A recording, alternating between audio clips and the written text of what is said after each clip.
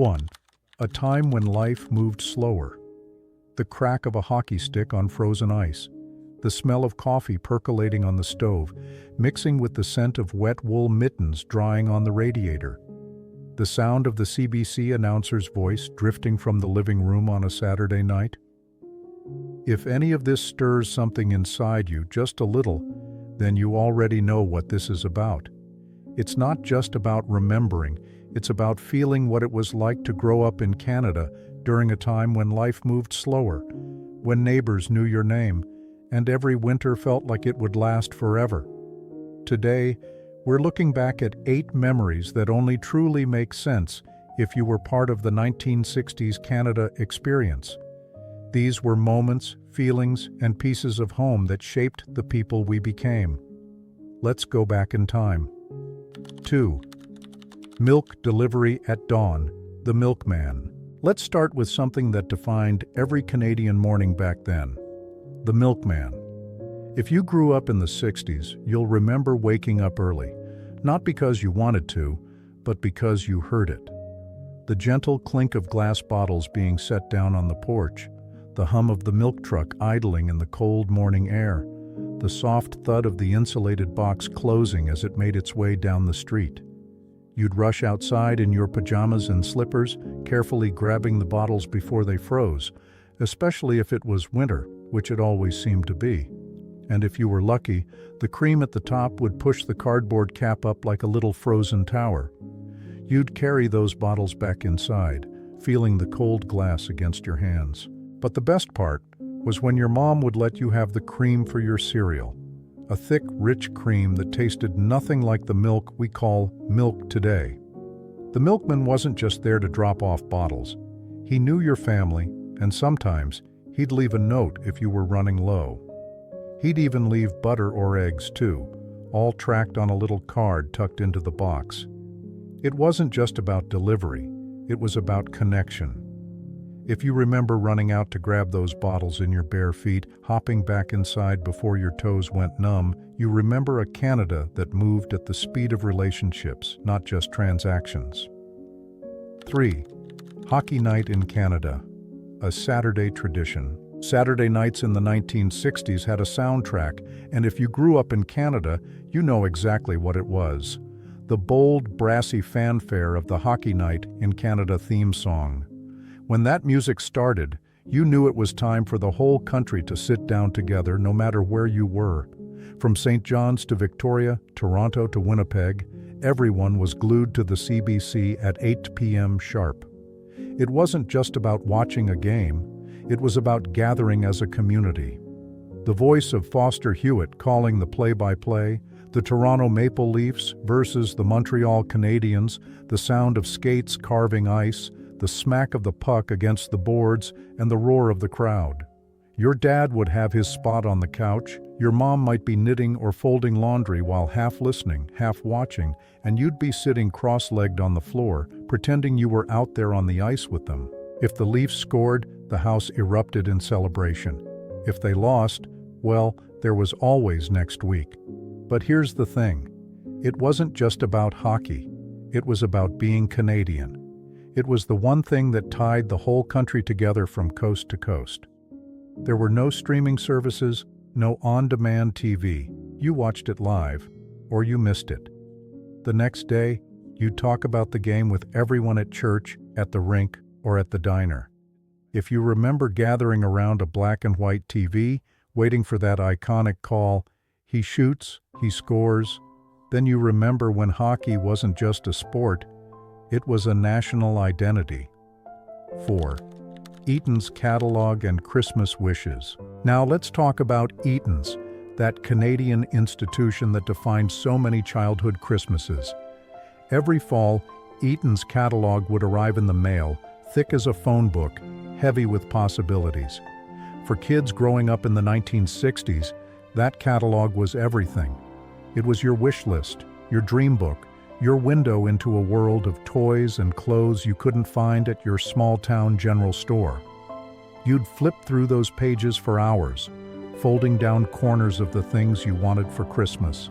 Chemistry sets, dolls with real hair, toy trains, hockey gear. You'd circle things in pencil, making sure Santa or your mom and dad knew exactly what you meant. For those of you living far out in rural Canada, the catalog wasn't just convenient, it was essential.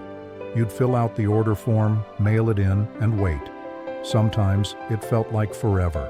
But when that package finally arrived, whether delivered by the postman or picked up at the station, it felt like Christmas morning all over again.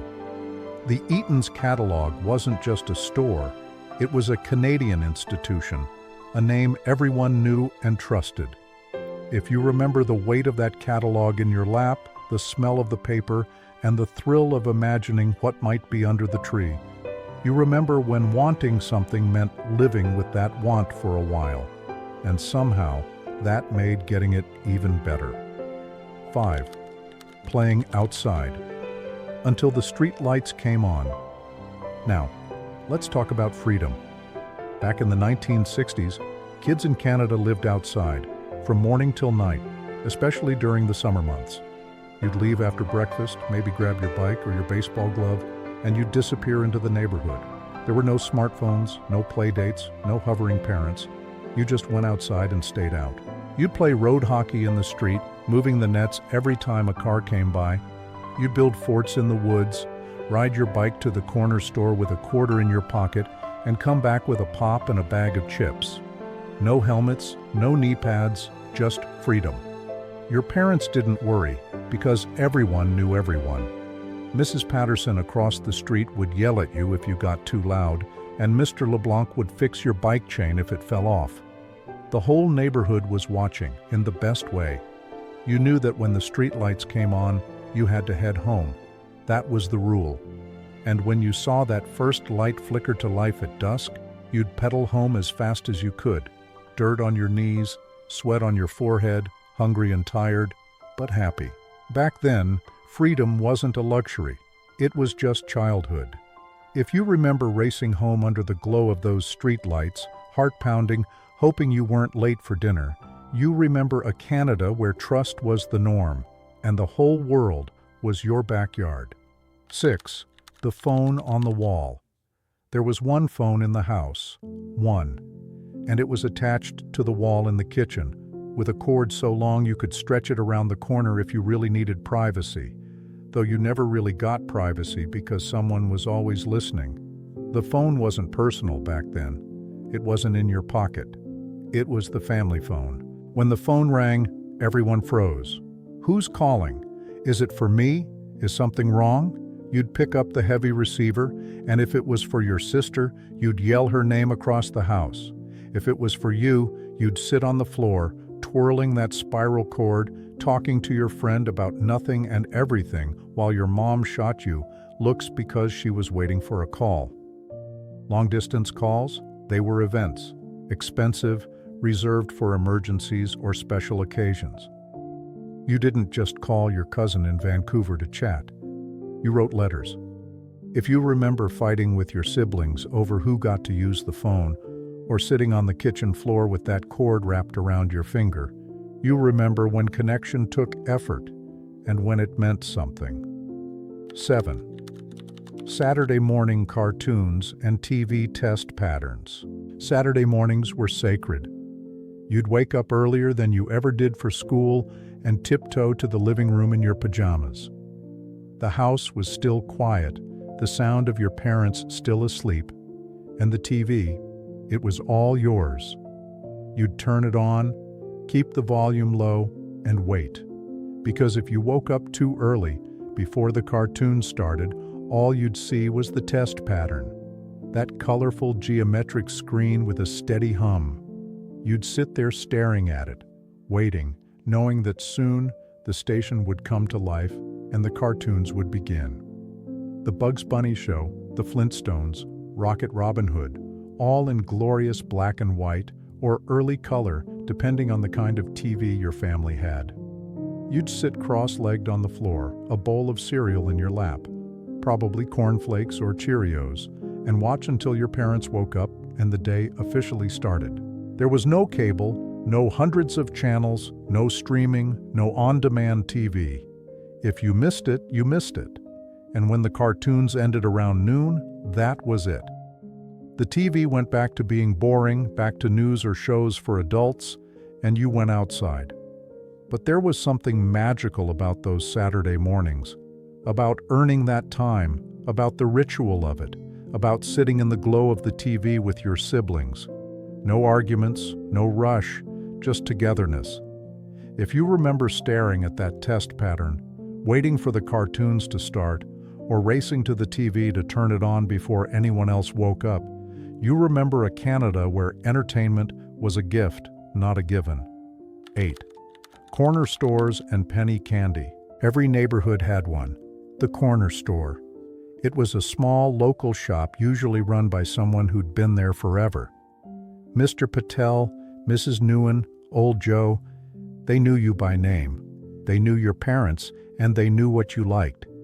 In the 1960s, you'd walk to the corner store with a few coins jingling in your pocket, maybe a nickel, maybe a dime, and you'd stand in front of the candy counter, staring at the rows of choices as if you were making the most important decision of your life. Licorice whips, jawbreakers, fizzy bottles, Mary Janes, and those little wax bottles filled with colored sugar water. And best of all, penny candy. You could get 5 pieces for a nickel and feel like a king. The shopkeeper would wait patiently while you pointed and counted, scooping your candy into a little paper bag. Maybe, if they were feeling generous, they'd toss in an extra piece. You'd leave the store with your treasure, already chewing on a piece before you hit the door. Sometimes you'd buy a pop in a glass bottle with a deposit that you'd return later. Sometimes it was a pack of baseball cards with that flat piece of gum inside that tasted like dust, but you chewed it anyway. The corner store wasn't just a store. It was part of the rhythm of your week, a place where you learned to count money, make choices, and say please and thank you. If you remember the bell on the door jingling as you walked in, the smell of old wood and candy, the way the shopkeeper smiled when you finally made up your mind. You remember when shopping was personal, when every transaction came with a conversation. 9. Expo 67 and the feeling of national pride.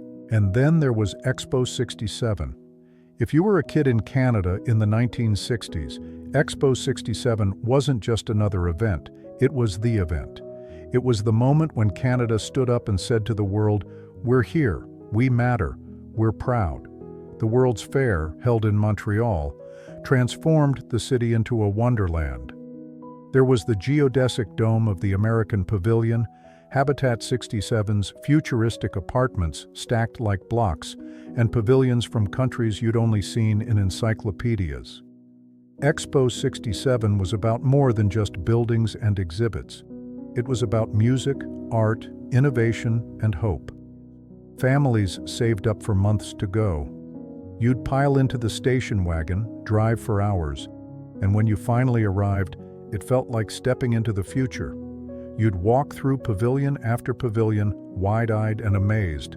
You'd try foods you'd never tasted, see technologies you couldn't have imagined, and hear languages you didn't understand, but somehow felt connected to. Everywhere you looked, the maple leaf proudly flew. Canadians were smiling and the whole country buzzed with optimism. It was Canada's 100th birthday, and we celebrated it together. For kids growing up in the 60s, Expo 67 planted something deep, a sense that we were part of something bigger, that Canada wasn't just polite and cold and quiet. It was bold, creative, and forward-thinking. Because Expo 67 wasn't just about pavilions and exhibits, it was about believing in who we were and who we could be. A Canada that no longer exists. 8 memories. 8 pieces of a Canada that doesn't exist anymore, at least not in the same way. We don't wait for the milkman. We don't gather around one TV. We don't send our kids outside until dark without a second thought. The world got faster, busier, more connected in some ways, and more isolated in others. But here's the truth. Those memories aren't just nostalgia. They're who we are. They're the foundation of a country that valued community, trust, and simplicity. A country that knew how to wait, how to wonder, how to belong. And maybe, just maybe, we need to remember that now more than ever. So, if you remember any of these 8 things, the clink of milk bottles, the sound of hockey night in Canada, the weight of the Eaton's catalog, the freedom of the streetlights, the phone on the wall, the Saturday morning cartoons, the corner store candy, or the pride of Expo 67, then you're part of something. You're part of the generation that built the Canada we know today. These memories, they're not just yours, they're ours.